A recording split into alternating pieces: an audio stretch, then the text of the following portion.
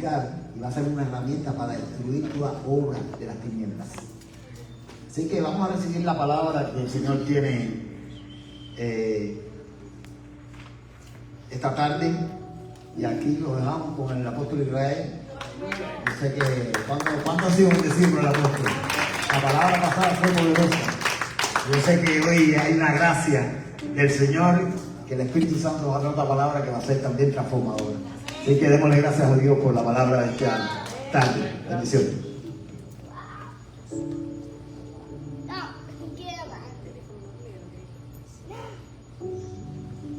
Aleluya. ¿Cuántos alaban al Señor en este día? ¿Cuántos dan gracias a Dios? Oye, ¿cuántos dan gracias a Dios en este día? Señor, ayúdanos. Ten misericordia de mí, Señor. Dios es bueno. Dios es bueno.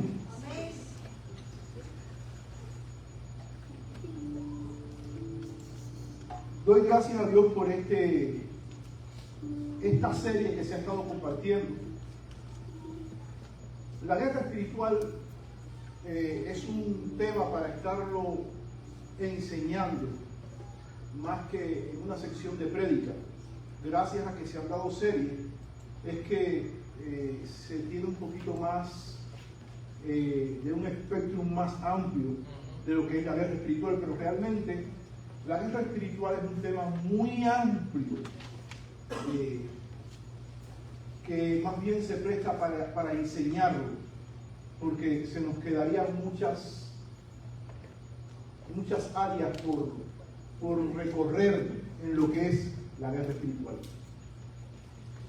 Y normalmente se toma el libro de Efesios capítulo 6 para compartir sobre guerra espiritual, pero quiero comenzar diciendo que toda la Biblia, desde el comienzo hasta el final, habla de guerra espiritual. Y quisiera que me acompañara un momentico al libro de 1 Samuel capítulo 1, versículo 1 al 20, y quiero dar gracias a Dios una vez más por la oportunidad que me están dando de poder, desde mi asignación, colaborar con lo que Dios está haciendo en Espíritu Santo y fuego. Agradecer al apóstol Giovanni, a su esposa profeta María, al profeta Jorge, a su hermano pastor Aarón también, que no está aquí hoy por situaciones ajenas a él, pero también le envío mi saludo. A la sierva de Dios Ailín Báez, que ha sido de mucha bendición para mi vida, madre espiritual, hermana, ha sido de mucha bendición en mi vida. Y quisiera que juntos pudiéramos leer esta parte de las Escrituras, porque yo estaba en otra parte de la Biblia para enseñar, y el Señor me cambió el mensaje completo. Y cuando vi a esta madre con esta hija aquí parada, el Espíritu Santo me dijo: confirmación. Él es el que manda, Él es el capitán. Amén. Deuteronomio capítulo 39 dice que las cosas secretas le pertenecen ¿a quién? A Él. A nosotros solamente nos pertenecen las que Él nos quiera revelar, pero las secretas le pertenecen a Él. Señor, lo que yo no entienda, tú sabrás. En algún momento en el camino, y creo que esta palabra es para alguien en esta mañana, en esta tarde, en algún momento en el camino Dios ha de revelarme lo que hoy para mí es secreto, lo que hoy yo no puedo entender, lo que hoy yo no puedo comprender. En algún momento en el camino, en medio de mi disgusto, en medio de mi aflicción, en medio de mi tristeza, en medio de mi angustia, en algún momento del camino, Dios me hará entender, Dios me revelará aquello que por algún tiempo determinado estuvo en lo secreto y que yo en mi ignorancia, en mí, no lograba entender. Así es. Deuteronomio capítulo 39, para aquellos que les gusta contar las cosas secretas le pertenecen a Él. Las de nosotros solamente son las que Él nos quiera revelar. Hay muchas cosas secretas que le pertenecen a Él. Y una de ellas es la guerra espiritual. Una de las cosas que divide a la iglesia es la guerra espiritual. Hay otras doctrinas como la doctrina de la salvación que divide a la iglesia. Cuando usted estudia en las escuelas teológicas, usted se va a dar cuenta que la iglesia está dividida en calvinistas y arminianos. Unos que creen que el salvo es siempre salvo y otros que creen que la salvación se puede perder. Y entonces la iglesia se divide, la iglesia universal estoy diciendo, se divide en esos dos universos. Algunos que creen que la salvación se pierde, otros que creen que la salvación no se pierde. Yo soy de los que creen que la salvación se puede perder.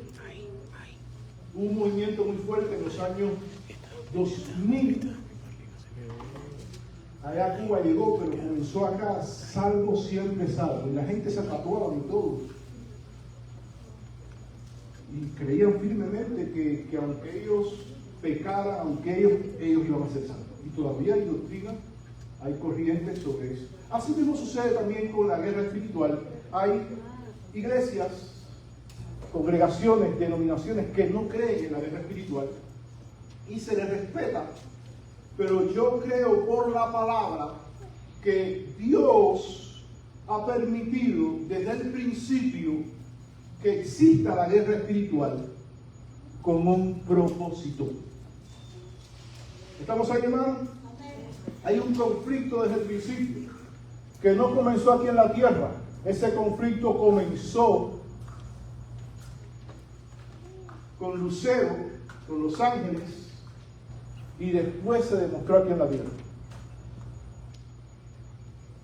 Primero de Samuel capítulo 1. Si usted pudiera ponerse de pie para que no se me quede dormidito ahí, yo voy a leer un versículo, usted lee el otro hasta el versículo 20. Con todo respeto se lo pido, que se me ponga de pie para reverenciar la palabra. Dice así, yo voy a leer el versículo 1, usted el 2 y así continuamente. Dice, hubo un varón de Ramatal, de Sofim, del monte de Efraín, que se llamaba Elcana, hijo de Jeroán, hijo de Eliú, hijo de Toud, hijo de Sud, Efrateo. Y tenía él dos mujeres, el nombre de una era Ana, y el de la otra Penina. Y Penina tenía hijos, mas Ana no los tenía. Y todos los años de aquel varón, disculpen, subía de su ciudad para adorar y para ofrecer sacrificios a Jehová de los ejércitos en Silo, donde estaban dos hijos de Elí, Ofni y Fines, sacerdotes de Jehová. Y cuando llegaba el día en que el Ana ofrecía sacrificio, daba a Penina su mujer, y a todos sus hijos, y a todas sus hijas, a cada uno su parte. Pero Ana daba una parte escogida porque amaba a Ana, aunque Jehová no le había concedido tener hijos.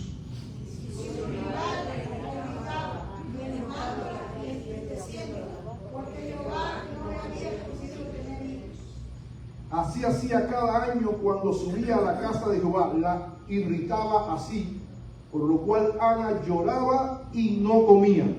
Y entraba su marido y le dijo, Ana, ¿por qué lloras? ¿Por qué no comes? ¿Y por qué está afligido tu corazón? No sé qué mejor que decir. Y se levantó Ana después que hubo comido y bebido en Silo, y mientras el sacerdote Elí estaba sentado en una silla junto a un pilar del templo de Jehová. Ella con amargura de alma oró a Jehová y lloró abundantemente. E hizo voto diciendo, Jehová de los ejércitos, si te dignares mirar a la aflicción de tu sierva, y te acordares de mí y no te olvidares de tu sierva, sino que dieres a tu sierva un niño varón, yo lo dedicaré a Jehová todos los días de su vida y no pasará navaja sobre su cabeza. Mientras ella oraba largamente delante de Jehová, Elí estaba cerrando la boca de ella. Pero Ana hablaba en su corazón y solamente se movían sus labios y su voz no se oía. y Elí la tuvo por ebria. Entonces le dijo Elí: ¿hasta cuándo estarás ebrio? Digiere tu vino. Y Ana le respondió diciendo: no, Señor mío, yo no soy una mujer atribulada de espíritu. Yo soy, disculpen, una mujer atribulada de espíritu. No he bebido vino ni sidra, sino que he derramado mi alma delante de Jehová. No tengas a tu siervo como mujer impía, porque la amargura de mis ojos y de mi aflicción he hablado hasta ahora. Y Elí respondió y dijo: ve en paz y el Dios de Israel te otorgue la petición que le has hecho. Y ella dijo: haz que tu sierva haga delante de tus ojos. Y se fue la mujer por su camino, y comió, y no estuvo más triste. Y levantándose de mañana, adoraron delante de Jehová y volvieron y fueron a su casa en Ramá. Y Elcana se llevó a Ana su mujer, y Jehová se acordó de ella. Aconteció que desde ese tiempo, después de haber concebido a Ana, dio a luz un hijo y le puso por nombre Samuel, diciendo: por cuanto le di a Jehová. Aleluya. Por cuanto le di a Jehová. Padre, gracias te damos. Usa mis labios para hacer brotar tu voluntad. Usa mis labios para que nuestros corazones se conviertan a ti. Usa mis labios para avivar la llama que no se debe de apagar. Usa mis labios para quitar toda tibieza espiritual. Usa mis labios para arrancar, Señor, toda frialdad. Usa mis labios para, Señor, quitar todo estupor que pueda estar cubriendo o endureciendo mi corazón o el corazón de mis hermanos. Usa mis labios para desarraigar, Señor, toda confusión. Usa mis labios, Señor, aleluya, para sanar, para libertar, para aclarar, Señor, a la luz de tu palabra. Unge mis labios, Señor, con tu poder sobrenatural.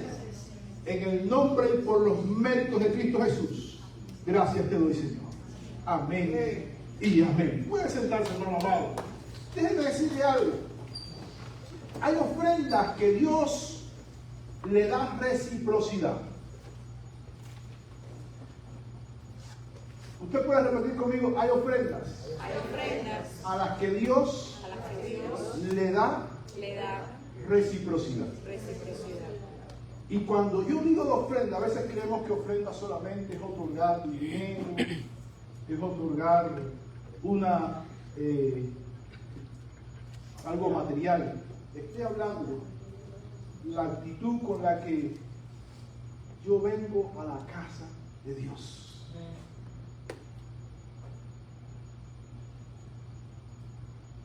Okay.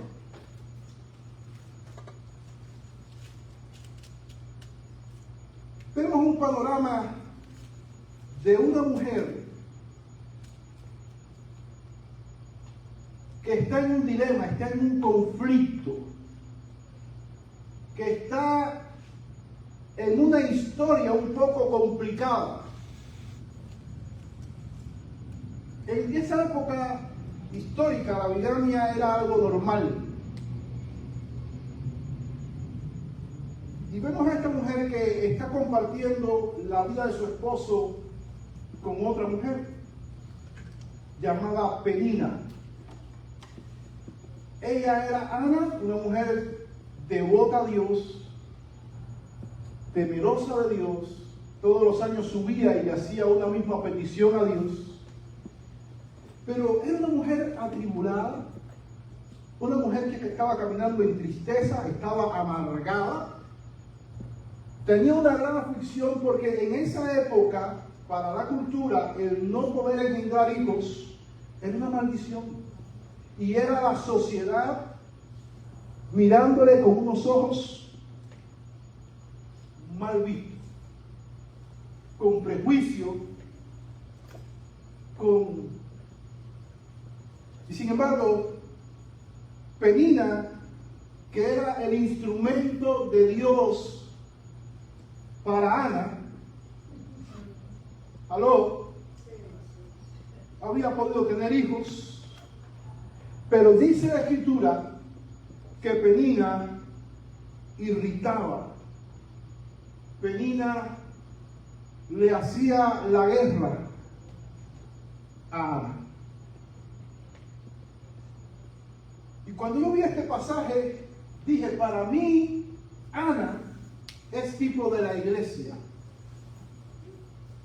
Y Penina es el instrumento que Dios permite que a veces traiga un tipo de batalla hacia nuestras vidas.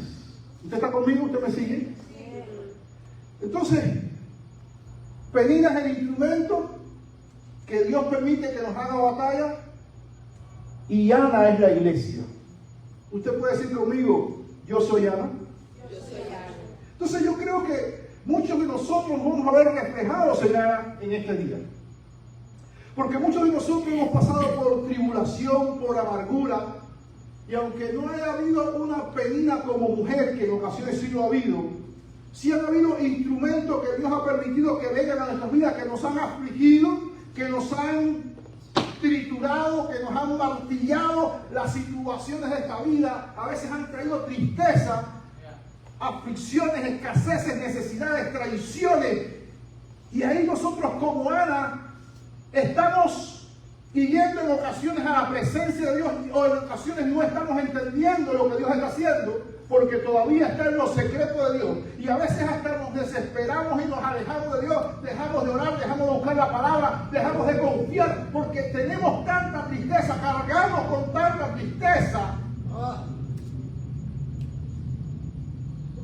que ni vemos a Dios en los alrededores, ni creemos que es plan de Dios de que haya una batalla espiritual alrededor de mi vida, y que Dios lo permita, porque yo soy hijo de Dios, porque yo soy hijo de un rey, y como Dios está permitiendo que sobre mí se agolpen tantas situaciones que en ocasiones me llevan al límite. ¡Aleluya!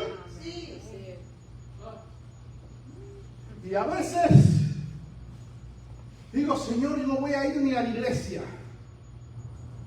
Y a veces parece como que venimos a la iglesia y estamos jugando al ser cristiano,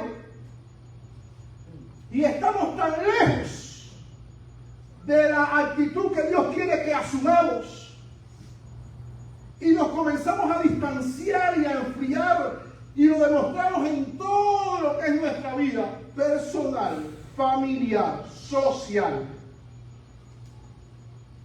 y congregacional. Hasta que comienza a abrigarnos una frialdad que no lo notas tú, pero lo notan los que están a tu alrededor, que aunque estés aparentando ser cristiano, el fruto de las actitudes con respecto a tu adoración, con respecto a tu entrega, reflejan de que las aflicciones te han machucado, te han debilitado, te han desanimado, pero hoy el Espíritu Santo de Dios está aquí hablándonos para a algunos de nosotros reanimarnos, fortalecernos y levantarnos. Usted le alaba en esta tarde, usted le alaba en esta tarde. Y hay algunos principios que me gustaría que viéramos a través de este libro de Primera de Samuel, porque como decía ahorita, algunos de nosotros hemos estado en la posición y en la condición de Ana. Y el primer principio que me gustaría ver con usted está en el versículo 6.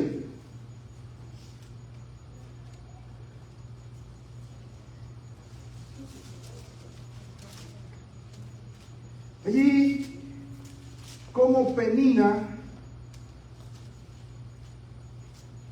disculpen, les decía que Penina era el instrumento que Dios había usado. Y lo primero que quería decirles como principio, disculpen, olvídese del versículo 6, ya que había hablado sobre eso, es que Dios quiere enseñarnos cuando estemos atravesando batallas espirituales, es que Dios va a provocar en nosotros una insatisfacción. Y quiero recordar la palabra. Dios va a provocar en nosotros una insatisfacción que solamente Él puede satisfacer. Esta mujer tenía una insatisfacción tan grande dentro de ella que a ella nada la consolaba. Ana tenía de todo, porque la Escritura dice que su esposo Elcana, a pesar de que tenía también a Penina y hijos con Penina, amaba a Ana y le proveía a Ana porque la amaba más. Sin embargo, a ella le hacen una pregunta que refleja su insatisfacción. Su esposo que la amaba, su esposo que la tenía como su vaso frágil, le pregunta: ¿no te soy yo mejor? O sea, ella estaba tan triste, tan afligida, que su esposo se preocupó y le dijo: pero yo no te soy mejor que ¿cuántos hijos? No te soy yo mejor que 10 hijos. Mi amor por ti, Ana, es tan grande que ni aun eso te satisface. ¿Qué nivel de insatisfacción? ¿Cuántos hemos atravesado por ahí que a veces estamos atravesando situaciones tan duras que aunque venga alguien y nos trate de animar, ese ánimo que lo agradecemos no sabe a nada? Y quiero hacerte reflexionar, porque a veces Dios provoca insatisfacción en ciertas áreas, en ciertas cosas, pero esa insatisfacción que Dios está provocando en alguno de nosotros es para Él mismo poder proveer Amén. la satisfacción de tu insatisfacción. Que ni un esposo, ni un trabajo, ni el dinero, nada puede satisfacer esa insatisfacción. Y tú dices: ¿qué me está pasando? ¿Qué me está sucediendo? No te soy yo mejor que 10 hijos, no te soy yo mejor que la iglesia, no te soy yo mejor. Y tú dices: hay algo que le está faltando a mi vida, y por mucho que trate de buscarle, tengo que meterme con Dios, porque es la única manera que tengo para poder satisfacer lo que necesito. ¿Y sabes lo que sucedió? Hermano, hay cosas que las palabras humanas no pueden llegar. Solamente el Espíritu Santo, de manera sobrenatural, es capaz de poder proveer eso que necesitamos. Y a veces necesitamos entender que eso nos va a suceder en muchas áreas de nuestra vida. Tanto en el área económica, a veces creemos que humanamente vamos a poder resolver, pero hay situaciones económicas. Yo no sé a quién Dios le está dando esta palabra en este día. Hay situaciones económicas que a veces uno hace el esfuerzo humano, pero vamos a tener que dejarlo en las manos de Dios para que sea Dios el proveedor, y Él se muestre y se glorifique como el proveedor, porque Él quiere hacerlo así. Y tú quieres empujar, y tú quieres resolver, y tú quieres tratar, pero te das cuenta que estás luchando contra algo más grande que tú. Hasta que te rindes y dices: yo necesito soltar esto en las manos de alguien que sea más grande que yo, porque están cometiendo un abuso conmigo. ¿Cuántos se han sentido abusados? ¡Aleluya! ¡Bienvenido! Hubo una etapa hace unos meses atrás, hermano, yo desde que llegué a este país he sido trabajando y trabajando y trabajando y trabajando y trabajando. Soy un tren trabajando. Pero en un momento en que el Señor dijo: si este sigue trabajando tanto, se va a olvidar de mí para siempre. Y el Señor empezó a cortarme por aquí, porque el Señor es el que abre los canales. ¡Aló! Y el Señor es el que cierra. Y empezó a cortarme por allá, y empezó a cerrar por aquí, y empezó a cerrar por allá. Y yo renuente, porque dije: yo no vine a este país a otra cosa que a trabajar. Ese era yo. Y el Señor diciendo que hizo un llamado, y yo No, Señor.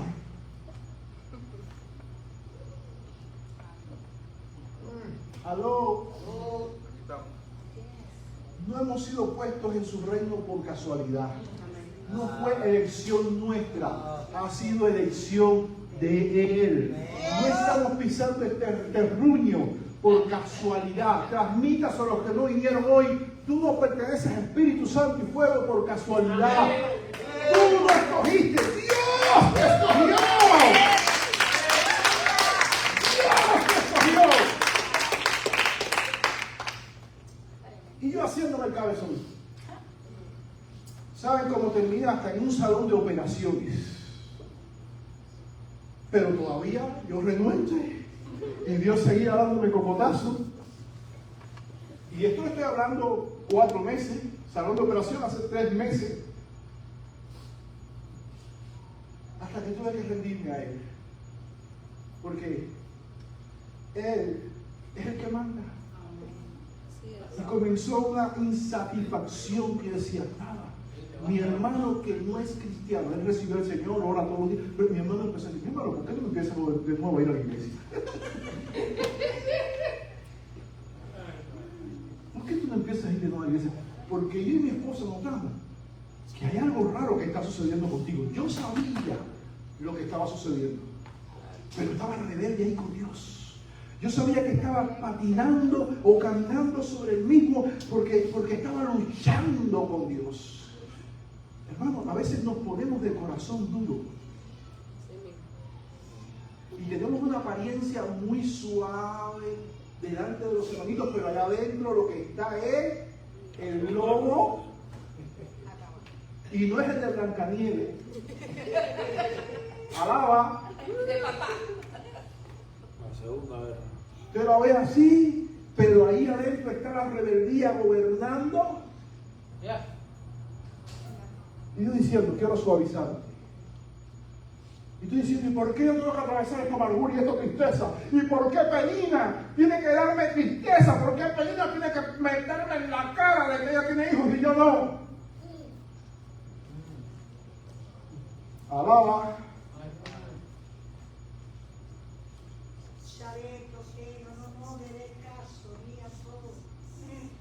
¿Saben lo que hizo Satanás en el huerto del Edén?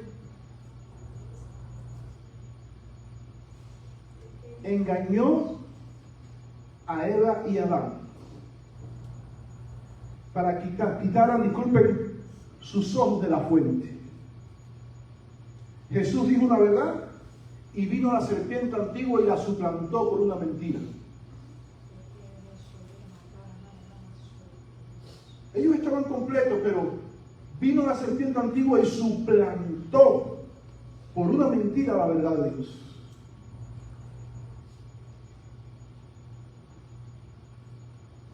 Y a veces el enemigo como que trata de distraernos. Por eso hay que tratar sobre esto de la guerra espiritual, porque no es que el diablo tenga tanta autoridad, pero sí tiene muchas herramientas, muchas maquinaciones contra la grey de Dios, contra la iglesia de Dios. El plan maestro del diablo no es contra nosotros, es contra Dios. Y vuelvo a repetir porque a veces nos creemos el centro del universo. ¡Aleluya! ¡Aleluya! No porque el diablo me está haciendo la guerra. ¡Ah, cuidadito, hermano! El diablo desde el principio le está haciendo la guerra a Dios, a su voluntad, a sus planes y a todo lo que tenga que ver con Él, incluido hasta la creación. Alaba. No somos el centro de la guerra espiritual. Somos una parte de la guerra espiritual. El centro es Dios. Aleluya. ¿Hacia dónde nos lleva la guerra espiritual? Hacia Dios, porque es el diablo y sus demonios haciendo la guerra contra la voluntad de Dios. Y nosotros, como parte de su reino, estamos involucrados en eso. Por eso es que el diablo trata de engañarnos, de entretenernos, de distraernos, para que no se cumplan los planes de Él. ¡Aleluya! ¡Aleluya! Pero en esta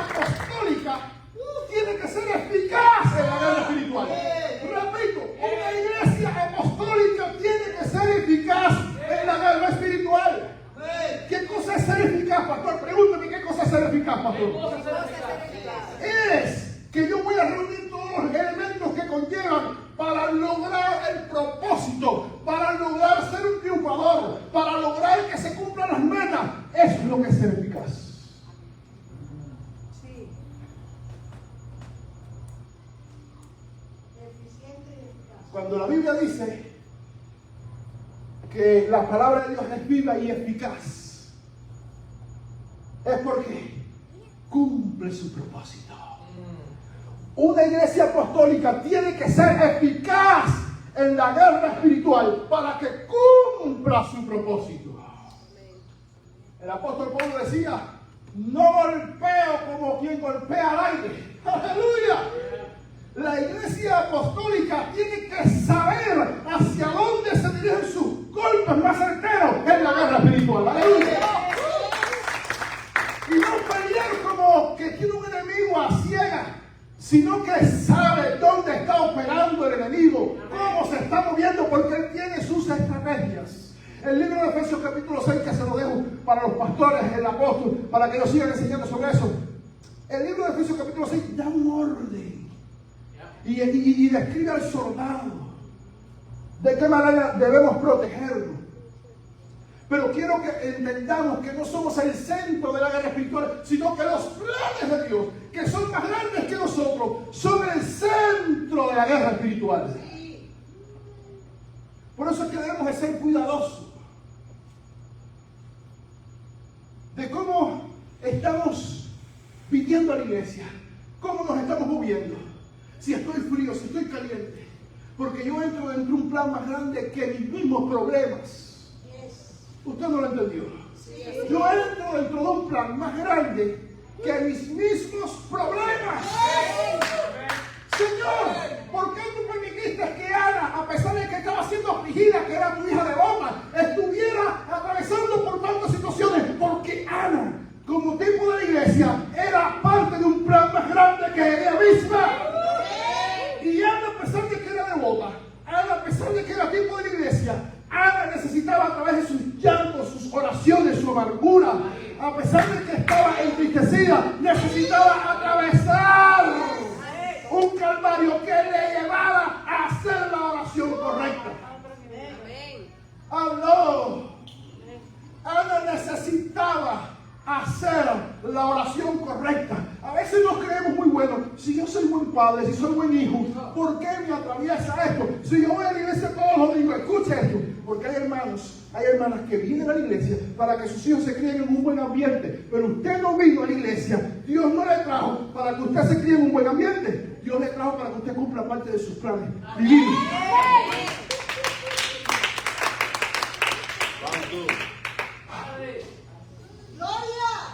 Ahí mis hijos se van a criar bien. Ahí mis hijos van a estar ellos ahí libres de droga, libres de malos ambientes. Oh, cuidadito con eso, porque ahí viene su enfriamiento, porque no está entendiendo que usted forma parte de un plan más grande que lo que usted está pensando. Y esta mujer, a pesar de que era buena, ¿cuántos somos buenos acá? Ay, Señor, yo me creía bueno. Hasta que esta mujer, que ella necesitaba derramar las lágrimas. Mire, hermano, cuando yo venía hoy en la mañana, 4 de la mañana me levanté, vine a comenzar a viajar hasta las 5. De las 5 yo vengo de allá de Austin. Hermano, yo no sé lo que pasó dentro de mí, pero sí supe por qué Dios lo estaba haciendo. Cuando yo venía a mitad de camino, hermano, me pasa un carro negro a 2 líneas de mí. Una camioneta, 2 líneas de mí. Y yo veo literalmente cómo ese carro, que todavía estaba al lado mío, se me atraviesa carriles más adelante y por poco tengo un choque con ese carro. Escuche, el carro estaba ahí, pero ya yo lo estaba viendo que se me atravesaba. Y dije, ay, qué cosa más rara, ¿por qué yo estoy viendo el carro ahí si el carro está aquí al lado mío? Aleluya. Y de momento yo sigo manejando, y me olvido del carro. Hermano, como a los 5 minutos, ¿hacia dónde venía el carro? Hacia la misma posición a donde yo le había visto minutos atrás. Y el Espíritu Santo me dijo, déjalo que se vaya adelante, porque la tercera vez que te encuentres con él va a ser para accidente. Había una guerra, había un conflicto. Yo sentí que cuando el hermano estaba dirigiendo la alabanza, ella estaba en una guerra. Había una oposición que no le permitía a ella fluir. Había una guerra. Porque el enemigo no quiere que sepamos ciertas verdades que a veces nos van a confrontar, nos van a doler, nos van a abrir, nos van a santiar, pero necesitamos escuchar. Después que desapareció el carro, yo hacía tiempo, yo necesitaba llorar. Las situaciones a veces lo endurecen tanto a uno que uno no puede llorar. Yo no sé cuántos han experimentado eso. Yo he experimentado eso en este tiempo. Hermano amado, y a partir de que eso pasó, sin saber por qué, yo empecé a llorar y a llorar y a llorar. Y la gente que me pasaban por al lado dirían, este moreno tan grande como está ahí con ese lloriqueo, pero yo manejando, hermano, a 80, y yo con las lágrimas así, ¿sabes? Y ¿sabes lo que me dijo el Espíritu Santo? Gloria. Esas lágrimas que tú estás derramando para mí son oro preciado. Esas lágrimas te están santificando.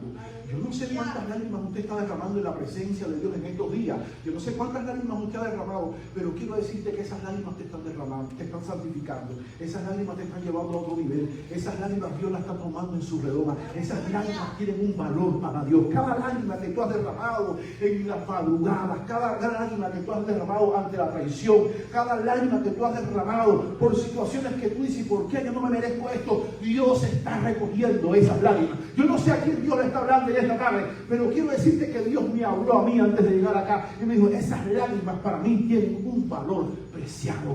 Ana, tus lágrimas tienen un valor preciado para Dios. Y puede que estés muy triste, aleluya, puede que estés muy triste, pero esas lágrimas tienen un valor para mí, aleluya.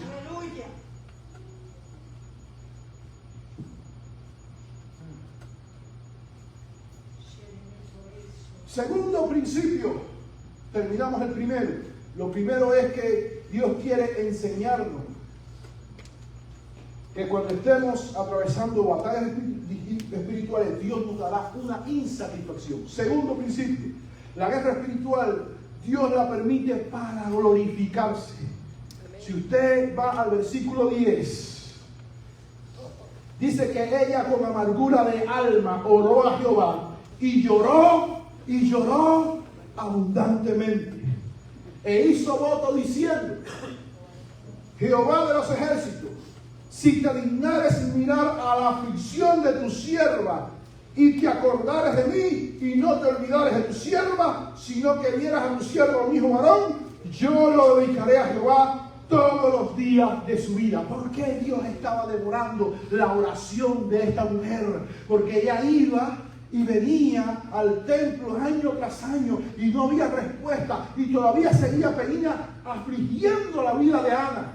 Ay, Señor, pero si tú amas a Ana, ¿por qué? Porque Dios necesitaba que brotara de los labios de Ana de manera espontánea la oración correcta. Porque en ocasiones hay estancamiento espiritual en algún área de nuestras vidas, porque a veces hacemos las oraciones incorrectas. La Biblia dice pedir y pedir mal, porque pedir para vuestros deleites. Y en ocasiones decimos, no, Señor, nos espiritualizamos. Señor, si tú me dieras un carrito de este precio. Señor, si tú me dieras tanto dinero, yo diera 2,000 para la iglesia. Yo tenía una gente que me decía, oye, pide al Señor ahí que si el Señor me da tanto dinero, yo lo voy a dar para la iglesia. El Señor le dio dinero y nunca se lo.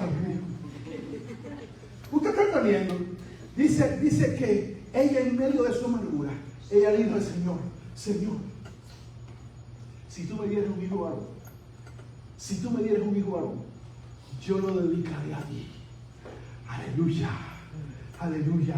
Hay oraciones que no han sido respondidas. Hay enfrentamientos, hay conflictos espirituales, hay batallas espirituales que no hemos logrado vencer todavía, porque todavía no han brotado de nuestro corazón y de nuestros labios las palabras correctas, las palabras que Dios quiere escuchar. Porque si vivimos, para Él vivimos. Y si morimos, para Él morimos. Aleluya. Amén. Cuando Ana dijo, yo lo voy a entregar a ti, al momento vino paz sobre ella. ¿Usted está entendiendo? Sí. ¿Qué tipo de oraciones estamos haciendo para vencer, para ser eficaz? ¿Qué tipo de oración? ¿Solamente oraciones egoístas? ¿Solamente oraciones que se centran en mí? ¿Solamente oraciones que dicen, Señor, ayúdame a entender los propósitos y los planes de esta iglesia apostólica donde tú me has metido? Ayúdame a entender cómo hago en mi área de efectividad, cómo ser eficaz. Aleluya. El corazón de Ana se expuso a través de la aflicción. El corazón de Ana dio lo mejor de ella a través de la tristeza. Nuestra naturaleza es egoísta, nuestra naturaleza es dada.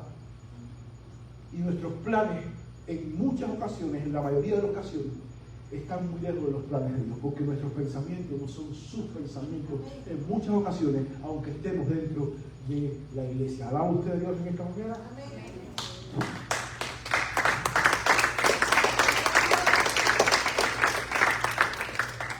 Ana quería engendrar hijos para sí misma. Sin embargo, el pensamiento de Dios, que era más elevado que el de Ana, era que Ana engendrara hijos para Dios. La iglesia está llamada a multiplicarse, la iglesia está llamada a crecer, porque así hemos sido plantados por Dios para engendrar, para multiplicarnos, para crecer, para extendernos, para multiplicarnos en la tierra. ¿Usted está entendiendo, hermano amado? Entonces, las oraciones que estamos haciendo tenemos que tener cuidado, porque a lo mejor están muy distantes de las oraciones que Dios está deseando escuchar de nuestros corazones. Así es. Aleluya. Tercero, vas a ser incomprendido. Aló. En medio de tu batalla espiritual, tú vas a ser incomprendido, tú vas a ser incomprendida. Estaba Elías el sacerdote, versículo 12 al 14, viendo la boca de Ana. Aló. Estaba viendo sus labios y viendo todo lo que ella estaba haciendo. Y Ana, dice la escritura, que derramó su alma. Ahí, Elí, que era el sacerdote que debería saber entender lo que estaba atravesando Ana, Elí no entendió lo que estaba pasando Ana. Porque muchos no van a entender el proceso que estamos transitando. Muchos no van a comprender por mucho que les expliquemos. Por eso uno no puede estar contando todas las cosas que le va sucediendo a uno, a todo el mundo. Uno tiene que ser cuidadoso y selectivo. ¿A quién podemos buscar? A que sea nuestro consejero o nuestra consejera espiritual en momentos de aflicción, en momentos de prueba. Porque no todo el mundo va a dar el consejo correcto, porque todo el mundo no va a poder entender lo que Dios está tratando con tu vida. Y ahí el sacerdote Elías estaba mirando a Ana y le dice, mujer, digiera ya tu vino. En otras palabras, a lo cubano, a lo español, deja la borrachera ya. Lo que el sacerdote estaba mirando era que esa mujer estaba en la casa de Dios ebria. Y a veces hay personas que nos juzgan porque no entienden el proceso que estamos atravesando, y a lo mejor tuviste una caída. Pero quiero decirte en este día, si tuviste una caída, hay un dicho famoso por ahí que dice que el diablo conoce tu nombre y te llama por tus defectos, pero Dios conoce tus defectos, pero te llama por tu nombre. Yo no sé lo que tú hiciste en el pasado, Dios lo sabe, pero ese Dios que lo sabe, el Dios que te ve, te dice en este día, yo quité, yo arranqué tu pasado. Aleluya. Y por medio de la fe, si tú tienes acceso a mí, tú puedes lograr muchas cosas. Amén. Entonces, este tercer punto de ser incomprendido, no importa quién te entienda o no. Dios le dijo a Jeremías el profeta, capítulo 33, versículo 3, clama a mí y yo te responderé con cosas grandes y ocultas que tú no conoces. Tú concéntrate como Ana en clamar a Dios, aunque haya personas que no te puedan entender. Ana se encontró con el sacerdote Elí, que no le entendía, pero Ana no se frenó, Ana no se limitó, porque el sacerdote, mi pastor no me entiende. entiende, mi apóstol no me entiende, mi profeta no me entiende, la iglesia no me entiende. Puede que no te entienda el mundo entero y sus séquitos, pero hay uno que sí te puede entender, y es aquel que está permitiendo que tú vivas el conflicto para que te regreses a Él con las oraciones correctas. Puede que tú estés atravesando un conflicto muy fuerte. A veces hay conflicto que para entenderlo hay que ser un arquitecto espiritual. Pero hay uno en la vida que sí sabe tu conflicto y que está en medio de tu conflicto y está esperando que tú te regreses a Él con las oraciones correctas. Alaba usted a Dios. Clama a mí y yo te responderé con cosas grandes y ocultas que tú no conoces. Y cuando Dios le está diciendo al profeta cosas grandes y ocultas, está como tipificando a un diamante que está por extraerse, que está ahí, bien oculto. Pero si tú eres un minero atrevido y te decides sacar, escarbar, lo que está atrapando, lo que está impidiendo que puedas ver el diamante, aleluya, clama a mí y yo te responderé con cosas grandes y ocultas, con cosas grandes y ocultas. No está a simple vista, pero si te atreves, Iglesia Apostólica Espíritu Santo y Fuego, si te atreves a ser una iglesia eficaz, lo que está en oculto, tú como minero espiritual puedes extraerlo y agarrar toda esa riqueza que Dios tiene para ti. Aleluya. Hay una riqueza para mí. Hay una riqueza para mí. Que depende solamente que me regrese a Dios con el corazón correcto. A veces no hace falta mucho esfuerzo. A veces hace falta la actitud correcta. Hay batallas, hermanos, que Dios nos permite que atravesemos para que Él se glorifique. Porque como decía, el diablo no tiene tanto poder, el diablo no tiene tanta autoridad, pero nosotros necesitamos entender que solamente sujetos a Él es que podemos vencer esas batallas. Hay algunas armas que podemos usar. Ana usó el arma de la oración.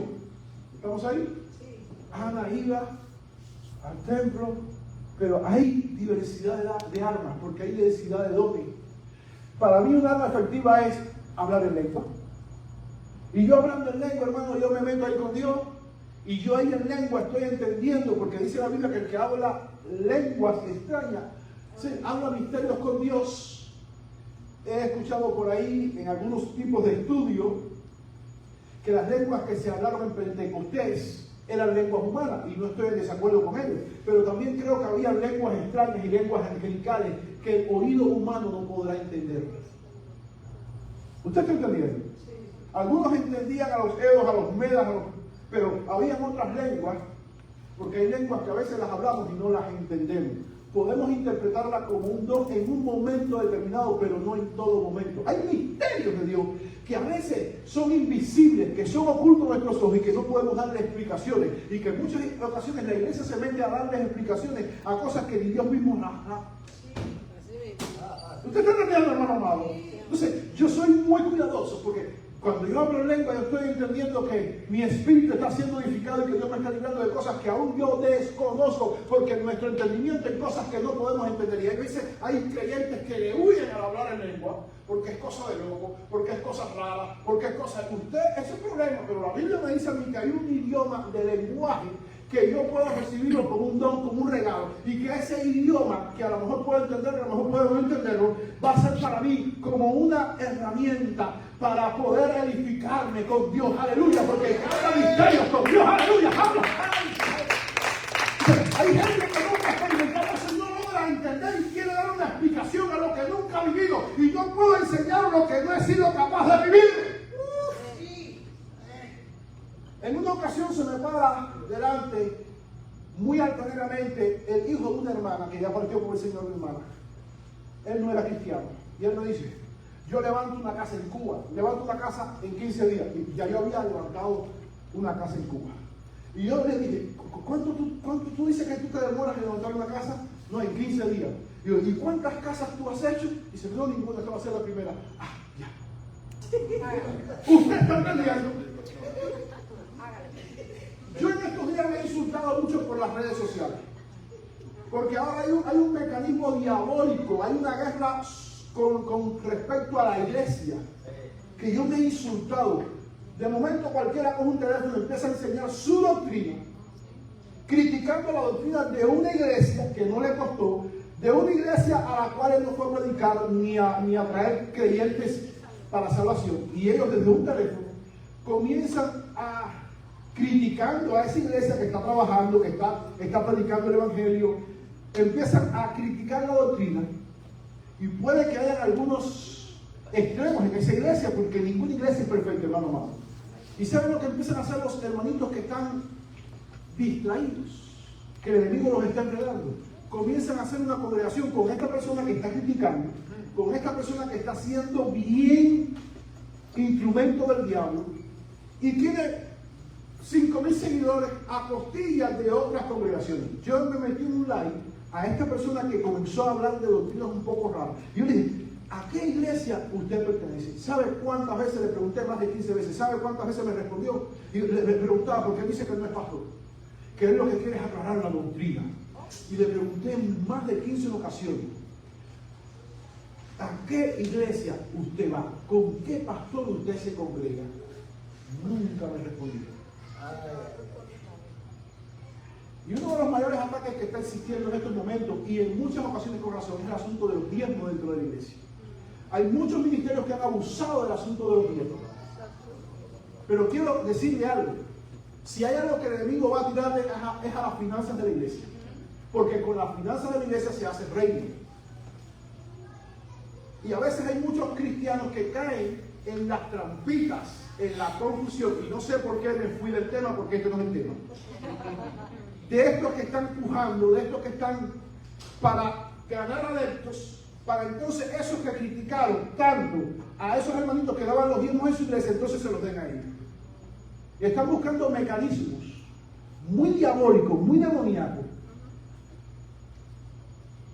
para al final, como lobo rapaz, atraparte. ¿Usted alaba a Dios? Ni sé por qué me fui.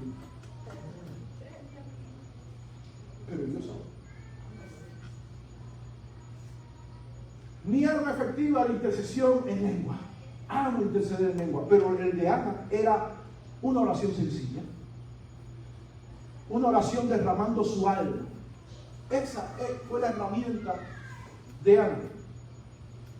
Moisés, en el capítulo 32, usó el arma de la intercesión. Cuando el becerro de oro, él intercedió delante de Dios. También Moisés usó señales como una intercesión, como una batalla, como una guerra. Las señales de la vara, las señales de las plagas. Hubieron muchas señales que hizo Moisés. Había una confrontación de poderes. Y Moisés usó las maravillas de Dios. Dios le dijo, estoy contigo, yo soy. Y ¿sabe? Ahí esa gente tiraron sus varas. Había confrontación de brujería, de hechicería, y había de todo. Y a veces necesitamos demostrar por la autoridad que Dios nos ha dado el poder de Dios. A veces no es con palabras, a veces llegó un enfermo a tu lado y tú vas a necesitar decirle, ven que mi Dios te puede sanar, y ponerle mano y decirle, en el nombre de Jesús eres sano, y tú creer por fe, aunque tú no seas evangelista, aunque tú no seas profeta, aunque tú no seas pastor, creer por fe, pero eres una hija, eres un hijo de Dios, y creer por fe de que Dios puede sanar a esa persona. Pablo y Silas, en el libro de Hechos capítulo 16, versículo 25, libraron su guerra espiritual a través de oración y con himnos. Hay quien adoración, hay quien alabanza, hay quien comienza a alabar a Dios y comienza a removerse el mundo espiritual y comienza a mover la atmósfera. Y se identifica con esa arma. El enemigo le quiere meter un ruido en el sistema y comienza a adorar y comienza a alabar, y el enemigo quiere huir y todos sus secuaces. Y ese es el arma que le funciona. Usted tiene que entender que usted necesita saber cuál es su arma. Usted no tiene que ser igual que el apóstol. Usted no tiene que ser igual que la hermanita que ora bonito. Usted necesita identificar cuál es su arma. ¡Aleluya! Tu alabanza puede ser tu arma. Jesús, el día de la tentación, usó la palabra. Esa fue el arma de Jesús. Cuando la iglesia protesta la reforma a Martín Lutero, dijo unas palabras, sola escritura, y comenzó una reforma donde se establece, y no es incierto, de que la Biblia era la base de todo. Pero hubieron personas que se fueron al extremo y malentendieron esto, y no creen en la guerra espiritual porque dicen que la Biblia es la base de todo. Y es real, la Biblia es la palabra, es la que nos une en la fe, es la que nos da convicción. Pero es la misma Biblia la que nos enseña sobre la guerra espiritual. ¿Usted está entendiendo? Sí. Entonces hay personas que creen que solamente mencionando versículos bíblicos, tirando versículos bíblicos, es la única forma. Y Dios, cuando manda a sus soldados a una batalla, nos da múltiples armas. ¿Aló? La palabra es una de ellas. Y creo firmemente que generalmente o casi siempre se debe usar la palabra en medio de un conflicto espiritual. Pero si no te recuerdas el versículo, estoy seguro que por eso Dios no te va a desproveer de otras armas para que usted pueda ser más que un vencedor. Estamos llegando ya al final. ¿Sigo, Pablo? ¿Me lo está diciendo con misericordia? Cuarto, Ana le cumplió a Dios. Es muy importante caminar en obediencia. Una de las formas en que el enemigo batalla con nosotros para que salgamos derrotados es que caminemos en desobediencia. Hay un pasaje en Éxodo capítulo 4, versículo 24, un pasaje un poco controversial. Dice la escritura allí que venía Moisés con su mujer Séfora y con su bebé. Ya Dios le estaba dando instrucción a Moisés de cómo iba a vencer a Faraón. Moisés como líder, Dios lo estaba levantando. Y sabe, de momento dice la Biblia que el Señor mismo iba a matar a Moisés. De momento se desarrolló un conflicto y no era por parte del diablo, no era por parte de los demonios. Dios mismo iba a matar a Moisés.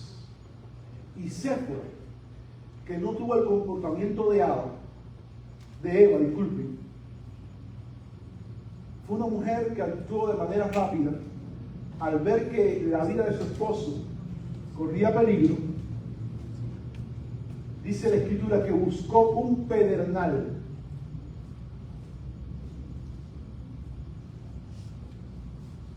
y cortó el prepucio de su bebé.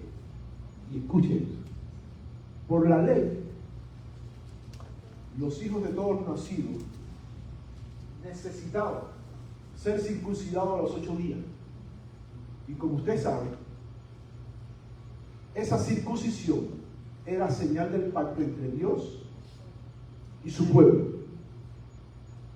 Pero Moisés, pobrecito al bebé,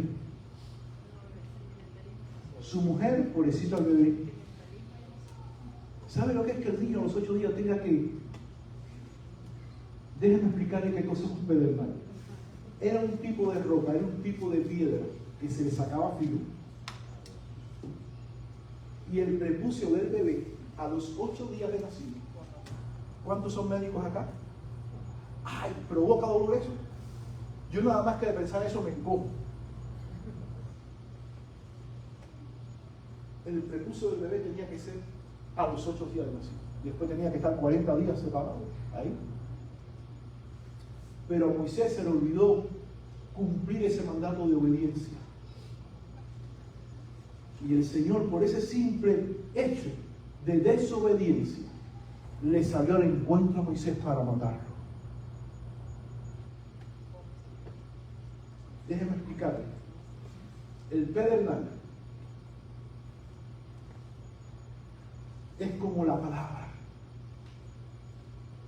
que es más cortante que espada de dos filos. Tenía filo, apóstol. Y la palabra de Dios es más cortante que espada de dos filos. ¿A dónde iba a ir Moisés sin la palabra? Que es la que penetra hasta partir la coyuntura. ¿A dónde iba a ir Moisés sin el pacto suyo? Moisés iba a sus propias expensas. Y aquí cuando Dios nos llama, no somos soldados que vamos a nuestras propias expensas, sino que vamos en el nombre de nuestro Señor. Moisés, ¿a dónde tú vas sin mi pacto? Si lo que te representa a ti soy yo y tú eres mi embajador. Aleluya. ¿A dónde tú vas sin mi palabra? ¿A dónde tú vas tan vacío espiritualmente? Y a veces estamos caminando en desobediencia. Y no es el diablo el que nos sale al encuentro, es Dios poniendo juicio por aquí y juicio por allá. Y tú dices, ¿por qué no prospero? Porque tienes que meter áreas de tu vida en obediencia con Dios. Y no todavía, no te esperes que todavía estás en el pedernal. Otra de las funciones del pedernal, como era piedra, se buscaba otro pedazo de piedra del pedernal. Se unía piedrita con piedrita para encender una chispa. ¿Una qué, pastor? Una chispa. ¿Y qué hacía esa chispa? Prendía fuego. Mira la importancia de lo que hizo Ana al tomar ese pedernal en su mano. ¿Sabe? Cristo es la roca. Cristo es la palabra que penetra hasta partir la coyuntura, discierne las intenciones y los pensamientos del corazón.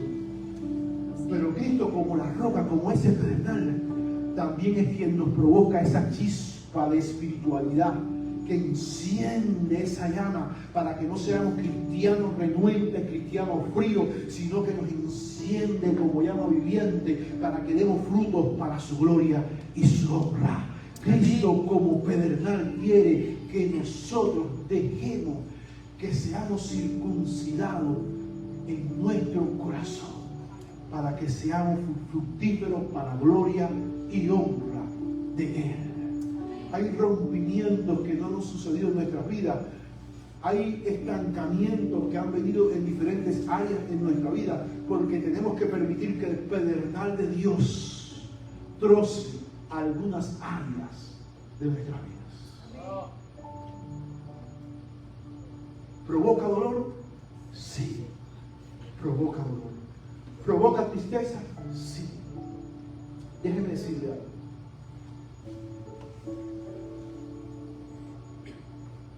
¿Saben lo que hubiese sucedido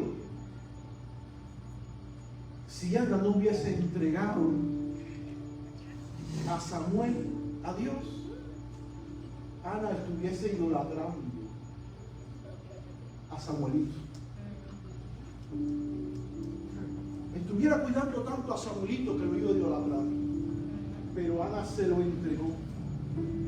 Moisés y Séfora no se lo habían entregado a pesar de que Dios se los había dado. Tenían que cuidar al niñito. Y saben, hay cosas que a veces Dios nos da para la bendición y a veces las ponemos como tropiezo. No fui al culto hoy.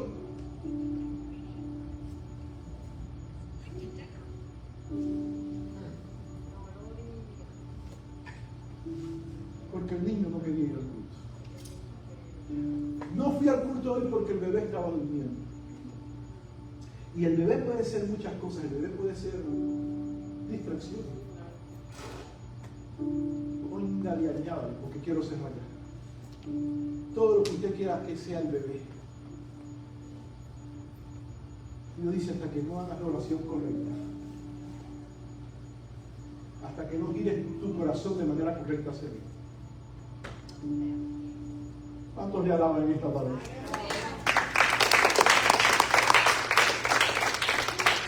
Señor, permíteme entender cuándo ese pedernal debe ser utilizado en mi vida, aunque me duela. Aunque me duela, Señor. ponerse de pie conmigo un momentico, vamos a orar. Si alguno quiere hacer una oración con Dios, por favor hágalo. Dígale, Señor, tú has expuesto tu palabra y has sacado a la luz de ella tu voluntad para nuestras vidas. Tú has desarraigado, has plantado